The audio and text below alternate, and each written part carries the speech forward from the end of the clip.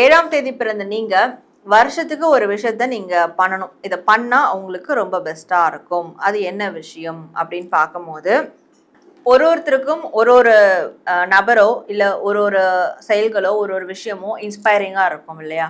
ஒரு மோட்டிவேஷன குடுக்கும் இல்லையா? அப்படி உங்களுக்கு எந்த செயல், எந்த நபர் மோட்டிவேஷன் குடுக்குறாங்களோ, அந்த செயலையோ, இல்ல அந்த நபரையோ மீட் பண்றதுக்கான வழிய வந்து உருவாக்கிக்கோங்க வருஷத்துக்கு ஒரு வாட்டி. ஸோ அந்த இன்ஸ்பிரேஷன் தான் உங்களோட வாழ்க்கைய டெவலப் பண்ணும். ஸோ 7ஆம் தேதியில பிறந்த உங்களுக்கு எந்த ஸ்லோகன் கரெக்டா இருக்கும் அப்படின்றத பார்க்கும்போது, அழகான பூக்கள் பூத்து குலுங்குகிறது.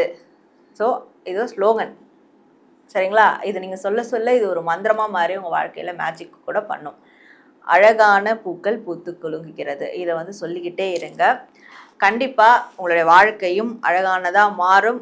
உங்க மனதே அழகானதா மாறும். இத நீங்க சொல்ல சொல்ல உங்களுக்கு இன்னர் செல்ஃபும் சரி, உங்களுடைய வெளித்தன்மையும் சரி, ஒரு ஃப்ளவர் மாதிரி அழகானதா மாறும். பிளசன்டபிளான லைஃப் கிடைக்கும்.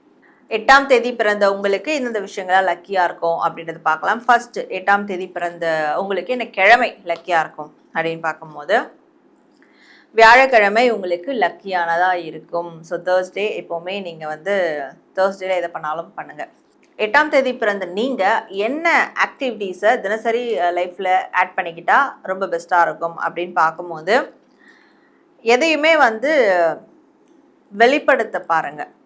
ஸோ மனசுக்குள்ளேயே போட்டு பூட்டிக்காம இன்னைக்கு நீங்கள் இதை செஞ்சீங்கன்னா அதை உங்களுக்கு உரிய நபர்கள் கிட்ட உங்கள் ஃபேமிலி கிட்ட சொல்லி சந்தோஷப்படுங்க. அதே மாதிரி எதை செஞ்சாலும் சந்தோஷமாக இருந்தால் செய்யுங்க, சந்தோஷமாக எல்லாம் செய்யாதீங்க. இந்த ஒரு ஆக்டிவிட்டியை நீங்கள் ரெகுலர் ஹேபிட்டாக மாற்றிக்கோங்க.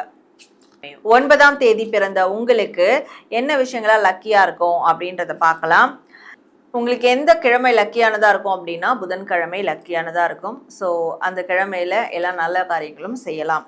9ஆம் தேதி பிறந்த நீங்கள் எந்த ஒரு ஆக்டிவிட்டியை உங்களோட லைஃப்பில் ஆட் பண்ணிக்கணும், ஒரு ஹாபியாக ஆட் பண்ணிக்கணும் அப்படின்னு பார்க்கும்போது, உங்கள் ஃபேமிலியோட டெய்லியும் டைம் ஸ்பெண்ட் பண்ணுங்கள்.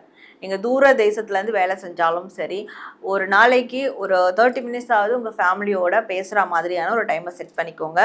தினமும் உங்கள் ஃபேமிலியோட நீங்கள் கனெக்ட் பண்ணுறது அது ஒரு ஹேபிட்டாக மாற்றிட்டீங்கன்னா அது உங்களுக்கு ரொம்ப நல்லதாக இருக்கும், நல்ல விஷயங்களை கொடுக்கும்.